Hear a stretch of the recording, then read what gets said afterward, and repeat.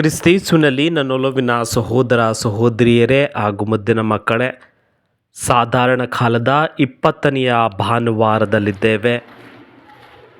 ಒಂದು ಸಲ ಒಬ್ಬ ಗುರುಗಳು ತಮ್ಮ ಜೀವನದಲ್ಲಾದಂತಹ ಒಂದು ಘಟನೆಯನ್ನು ಹೇಳುತ್ತಾರೆ. ಒಬ್ಬ ಮಹಿಳೆ ಪ್ರತಿದಿನ ಬಲಿಪೂಜೆಗೆ ಬರುತ್ತಾ ದೇವಾಲಯದಲ್ಲಿ ಅನಾರೋಗ್ಯದಿಂದ ನರಳುತ್ತಿದ್ದ ತನ್ನ ಮಗನಿಗಾಗಿ ಪ್ರಾರ್ಥನೆ ಮಾಡುತ್ತಿದ್ದಾಳೆ. 1 ತಿಂಗಳಾಯಿತು. ತನ್ನ ಮಗನಲ್ಲಿ ಯಾವುದೇ ಆದಂತಹ ಬದಲಾವಣೆ ಕಂಡುಬರುವುದಿಲ್ಲ.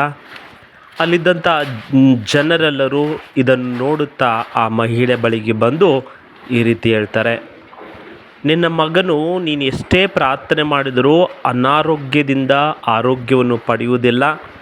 ನೀನು ಪ್ರಾರ್ಥನೆ ಮಾಡುವುದು ವ್ಯರ್ಥ ಎಂಬುದಾಗಿ ಆ ಜನರು ಆ ಮಹಿಳೆಗೆ ಹೇಳುತ್ತಾರೆ.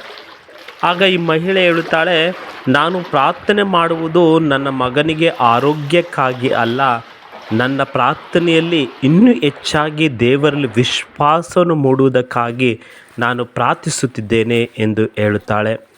ಹೌದು ಪ್ರಿಯ ಸಹೋದರ ಸಹೋದರಿಯರೇ, ಇಂದಿನ ಶುಭ ಸಂದೇಶದಲ್ಲಿ ಪ್ರಭು ಯೇಸು ಕ್ರಿಸ್ತರು 3 ರೀತಿಯ ವಿಶ್ವಾಸವನ್ನು ನಮಗೆ ಹೇಳುತ್ತಾರೆ. ಮೊಟ್ಟಮೊದಲನೇದಾಗಿ ಪ್ರಭು ಯೇಸು ಕ್ರಿಸ್ತರ ಕಡೆಗೆ ನಾವು ವಿಶ್ವಾಸದಿಂದ ಹೋಗಬೇಕು. ಎರಡನೇದಾಗಿ ಪ್ರಭು ಯೇಸು ಕ್ರಿಸ್ತರ ಆ ವಿಶ್ವಾಸದಲ್ಲಿ ಯಾವಾಗಲೂ ದೃಢವಾಗಬೇಕು.